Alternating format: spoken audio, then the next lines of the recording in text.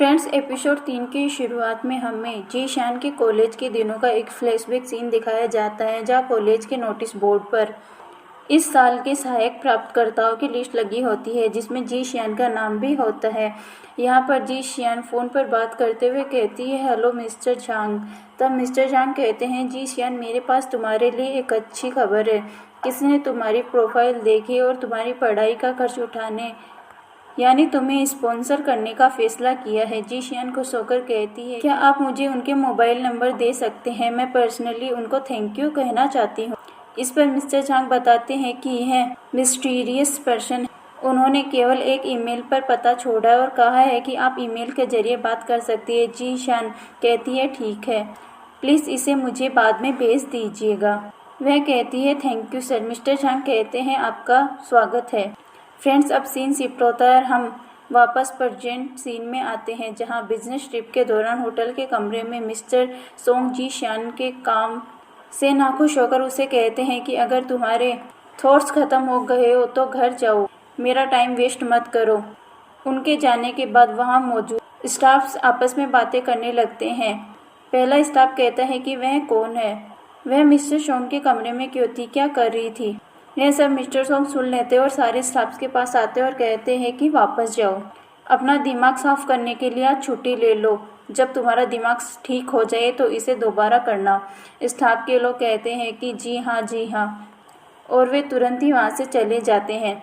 तभी mister song की मंगेतर, जिसका नाम जियाओ होता है, वह उनके पीछे भागते हुए आती और कहती है कि जल्दी करो, चलो, अभी जो तुम्हारे साथ लेडी थी वह कौन थी। मिस्टर सोंग ठंडे अंदाज में कहते हैं कि तुम्हें इससे क्या मतलब है, तुम्हें कोई फर्क नहीं पड़ना चाहिए। जियाओ गुस्से से कहती है कि मैं तुम्हारी मंगेतर हूँ, तुम्हें मुझे एक्सप्लेनेशन देनी चाहिए।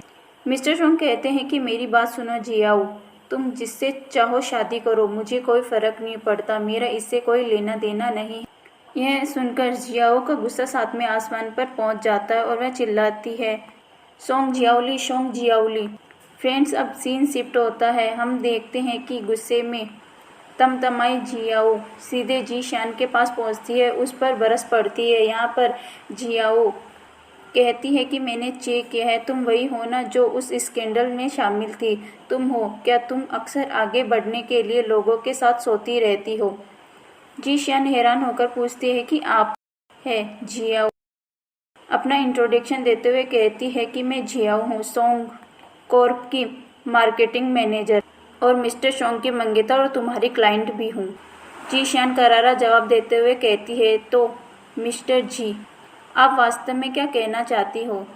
तभी जियाओ जानबूझकर जी शियान के ऊपर कॉफ़ी गिरा देती और कहती है कि सॉरी, मेरा वो मतलब नहीं था। जी शियान भी बिना डरे तुरंत जियाओ के ऊपर ही पानी पलट देती है और कहती है, आई एम सॉरी, मेरा भी वो मतलब नहीं था। जियाओ चिढ़कर कहती है कि मैं तुम्हारे साथ काफ़ी काइंड रही हूँ, मैं शान जियाओ की मंगेतर हूँ, बेहतर होगा कि तुम अपनी औकात में रहो। जी शियान कहती है कि मैं सोंग जियाओ को पसंद नहीं, आप मुझे अपनी मिस्ट्रेस के रूप में देखना बंद करें। जियाओ पूछती है कि तुम्हें सोंग में कोई दिलचस्पी नहीं है तो फिर तुम उसके साथ क्यों सोई? जी शियान कहती है कि मैं तो बस उसके साथ खेल रही थी। फ्रेंड्स, तभी पीछे से अचानक मिस्टर वहाँ आ जाते और जी शियान की बात सुनकर मिस्टर सोंग कहते हैं कि क्या यह मज़ेदार था? क्या कुछ और खेलना चाहती हो आप? मिस्टर सोंग को अचानक वहाँ देखकर जी शियान घबरा जाती है और वहाँ से भागते हुए अपने मन में सोचती है, क्या मैं पागल हूँ? दोस्तों, अब सीन शिफ्ट होता है। हम मिस्टर सोंग को उसके दोस्त लियाओ के साथ देखते हैं, जहाँ मिस्टर सोंग गुस्से में तेज़ी से वॉक कर रहे होते हैं। यहाँ पर लियाओ उसके पीछे भागते हुए थका हुआ कहता है कि तुमने मुझे यहाँ सिर्फ अपने पीछे एक कुत्ते की तरह दौड़ाने के लिए बुलाया है, तुम बहुत कमज़ोर हो, खुद को कंट्रोल करने की प्रैक्टिस करो, काफ़ी अग्रेसिव हो, अदर मैन के रूप में काम नहीं बन रहा क्या? चलो बात करते हैं। मास्टर लियाओ की इमोशनल काउंसलिंग में टूटे दिलों का इलाज करता हूँ, क्या तुम कभी प्यार में पड़े हो? मिस्टर सोंग कहते हैं कि कभी नहीं, लेकिन मैं हर रात एक ग्रूम बनता हूँ। तभी मिस्टर सोंग के फ़ोन पर जी शियान का एक मैसेज आता है, जिसे देखकर लियाओ पूछते हैं कि क्या आप नाराज़ हैं? मिस्टर सोंग कहते हैं कि अपने काम से काम रखो। दरअसल उस मैसेज में जी सियान ने लिखा होता है, सॉरी मिस्टर सोंग, मैं आपको यह समझाना चाहती हूँ, मेरा बिल्कुल भी ये मतलब नहीं था कि मैं आपकी पीठ पीछे आपकी बुराई करूँ। मुझे उम्मीद है कि आप इसे दिल पर नहीं लेंगे।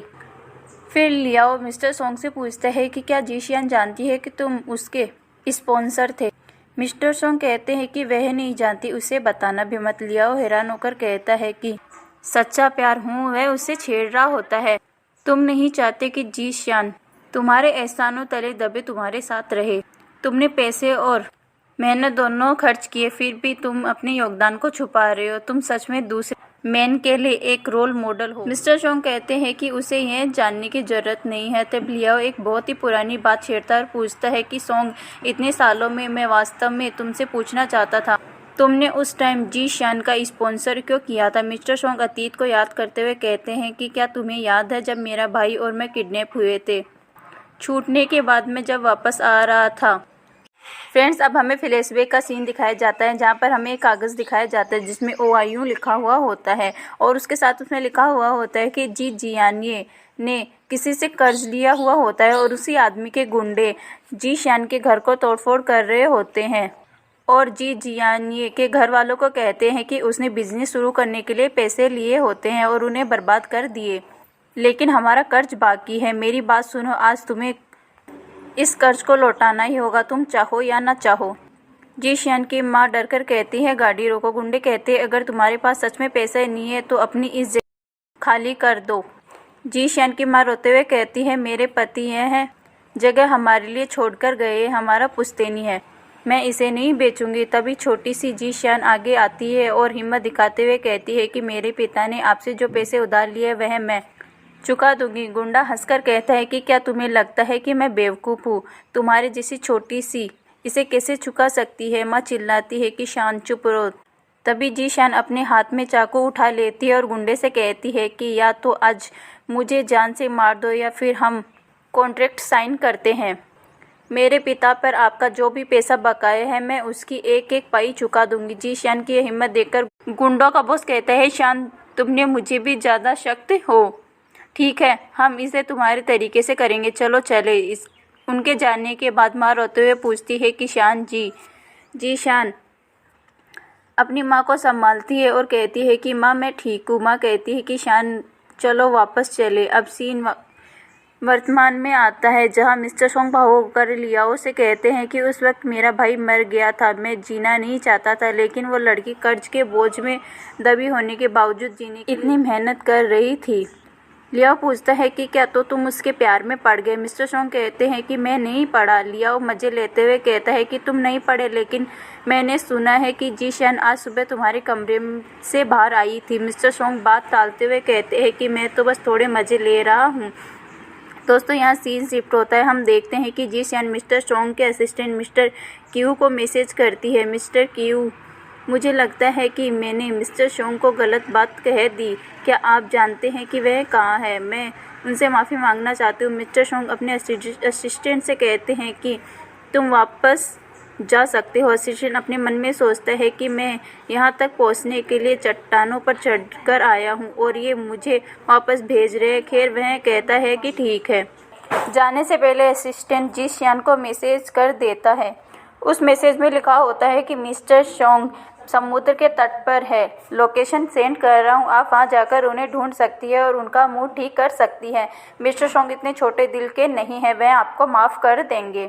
मैसेज मिलते ही जी सियान भागती हुई समुद्र तट पर पहुँचती है जहाँ मिस्टर सोंग दौड़ रहे होते हैं। जी सियान को देखकर मिस्टर सोंग कहते हैं कि क्या कोइंसिडेंस है, आपको भी दौड़ना पसंद है। मिस जी, आप सूट पहनकर क्यों दौड़ रही है? जी सियान हाँफते हुए कहती है कि मैं खास तौर पर आपसे माफ़ी मांगने आई हूँ। आज सुबह मैंने गलत बात कह दी थी। आई एम सॉरी, कृपया मुझे अपने दिल से माफ़ कर दीजिए।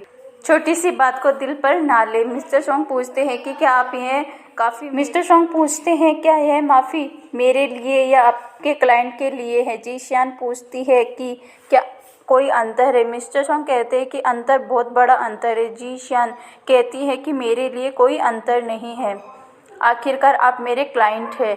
तभी मिस्टर सोंग मुस्कुराते हुए जी सियान के सामने एक शर्त रखते हैं और कहते हैं कि ऐसा करे तो कैसा रहेगा?